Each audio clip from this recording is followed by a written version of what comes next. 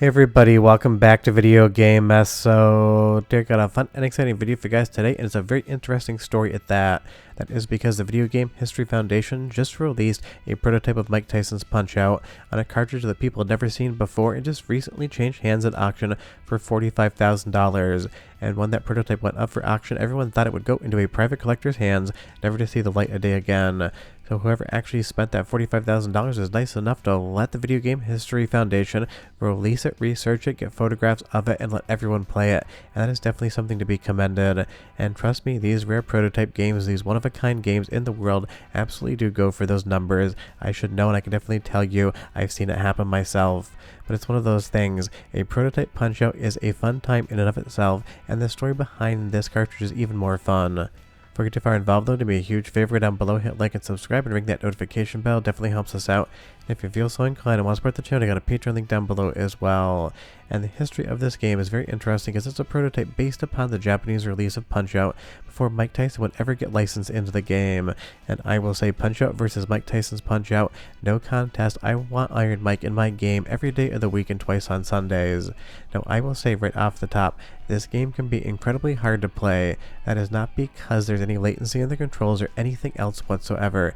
It's because there's absolutely no audio in the game. There's no music, there's no sound effects, there's nothing. And since Punch-Out is very heavy not only on visual but audio cues as well as to how to play the game when you want to go on the offensive and when you want to duck dodge and go on the defensive, it becomes an incredibly different thing to play in and of itself. I would say this is absolutely hard mode outside of some of those speedruns I've seen online where people beat the entirety of the game, including Iron Mike at the end, blindfolded. But do be aware that there's only 4 boxers in this build, and not all of them are going to have their entire move set, so this seems incredibly early in the development process as far as actually getting Punch-Out onto NES. And it really does beg the question, this seems to be based on the Japanese version of the game, but it's hard to say if this would have been a prototype in Japan as well, or if this was basically a localization project bringing it over to North America. That would be my guess, at least because we do have text in here. Some of it will vary slightly compared to the release version of the game. This kind of feels like something that was built for the North American offices at Nintendo of America to test and see how it was working. And again, I totally understand you're not going to want to play this version of Punch-Out for the fun. If you want to play the best version of Punch-Out on the NES, you go right to the original Mike Tyson's Punch-Out and you are good to go. But this is a really fun piece of Nintendo history, and I absolutely love the fact that somebody was willing to not only buy it, but allow it to be dumped online. And this is a misnomer I see all the time when it comes to retro gaming, especially in rare items. Collectors out there seem to think that if you dump the game and make it available, it somehow devalues your copy of the game. I can't tell you how untrue that is. I have some incredibly rare stuff that I have dumped, and all I have done is increase the value of that because the more people that know about it, the more people, the deep-pocketed collectors out there, will actually contact you and try to acquire it from you. And trust me, I know this because Video Game Esoterica just had to buy a house with Mrs. Esoterica, and down payments and closing costs are incredibly expensive in Chicago, so I did get rid of a few items in my collection that I didn't really love all that much anymore, and was basically able to recoup the entire expense. So never think that if you have something rare that isn't available, that somehow sharing it with the community is going to devalue that item. It is exactly the opposite, and if you hear anyone say that, what they're really saying is they don't want anyone else but themselves to have it, and they're going to keep it in their own private dragon's hoard of gold for all time. So definitely big credit to whoever purchased this thing and got it over to the Video Game History Foundation. It makes a huge difference, and you know me, I'm always going to advocate for the preservation of all of this lost media online because it's something I always want to do, and I definitely like to celebrate it as well. Let's go into our first soundtrack sample of one. It has nothing to do with the Punch-Out prototype whatsoever. It's actually the MSU1 port and the Super Nintendo port of Mike Tyson's Punch-Out with the best music and best intro ever put to a ROM hack. And while it has nothing to do with this actual Punch-Out prototype, I can make you listen to it if you're still watching the video and try to compel you into playing the MSU1 Super Nintendo version of the game. So listen, and I'll be right back with more.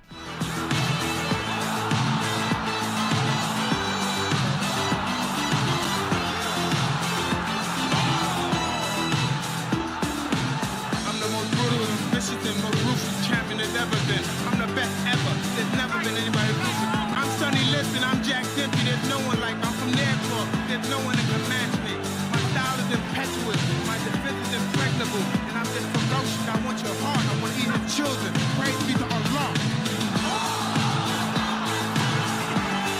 They're going nuts in Vegas.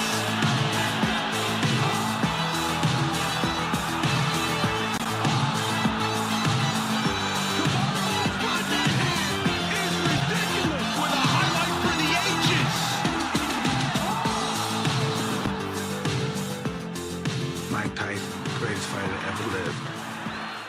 I mean, I made you listen to that for two distinct reasons. One, because it's my channel. I love the MSG1 Super Nintendo port. I think you should play it. And two, to describe just how iconic Mike Tyson's Punch-Out truly is and just how good of a game it still is, because people out there speed ROM it, they make new ROM hacks for it, they do everything they possibly can with the game, and that is why it is so important to find a prototype like this. And interestingly, it's one of the weirder prototypes out there, and I will leave a link in the description below so you can see photographs of the cartridge, because basically 99.99% of prototype carts out there are going to be EEPROM based that you can actually burn in a dev office. Then you just put a little sticker over the EEPROM window so it doesn't erase when it gets hit by UV light. But this prototype actually has mass ROMs on it, the type of thing that would be produced in a factory, and that is just not something you see on a prototype. And this is definitely prototype status. It's not like anyone's trying to pull the wool over anyone's eyes, at least as far as I can tell, but it is one of the stranger presentations as to what a prototype actually is. And the question again makes you think, why did this exist in the first place? And if they had mass ROMs on it, how many copies did they make? And you'll see there definitely a lot of missing animation on Glass Joe basically just appearing in front of you after he gets hit. So it is one of those things, you can tell this is definitely an incomplete version of the game. But why did they make mass ROMs for it? I have no idea. Maybe they made 100 copies of this and showed it off to retailers to try to get them to buy it before it was ready. Obviously, we may never actually know the answer to that question. And that kind of is the thing when you're researching prototypes and you're acquiring them, when you're dumping them, and I do this every once in a while when I can, some questions you're just never going to have the answers to because those answers have been lost to time, no matter how hard you research.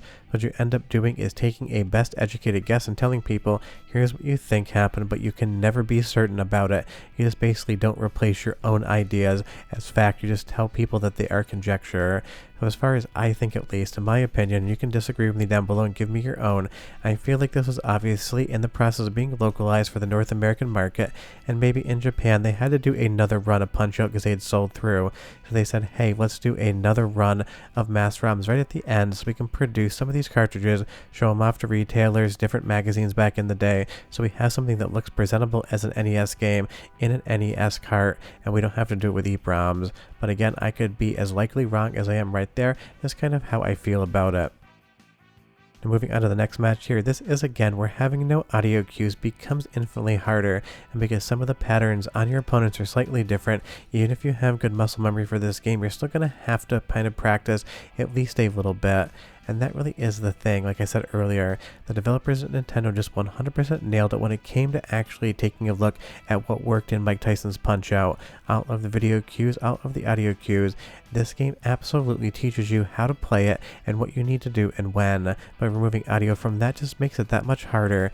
But of course, again, as a prototype release, we're not really here to talk about the overall gameplay mechanics of Punch-Out. We're here to talk about the fact that this actually exists in the first place. And again, Nintendo prototypes are always coveted, so leave me a comment down below and you tell me what you would like to see end up leaked out there, if it could possibly happen. For me, it's a two-way tie, two games being on N64, the first one being Earthbound 64, and the other one would be Conker's 12 Tales before it turned into Conker's Bad Fur Day, because I'm sure at least one of those exists. We know from photographs that 12 Tales is in the hands of developers, but as far as Earthbound 64 is concerned, nobody has any idea if that build actually exists outside of Nintendo's offices, and even at this point in time, Nintendo could have lost it as well. But the reality is there's so many incredible prototype games out there that we do know exist that have never seen the light of day, and Punch-Out now being released after it sold at auction really does prove that releasing these games for everyone to enjoy does not affect your value. And trust me, this is something I probably sound slightly annoyed about, and that's because I'm always slightly annoyed about it.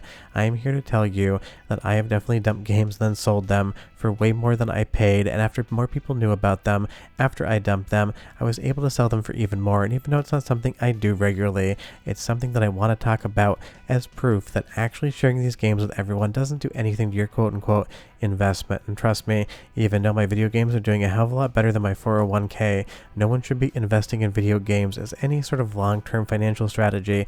It is as likely to go completely bad as it is to actually make you money.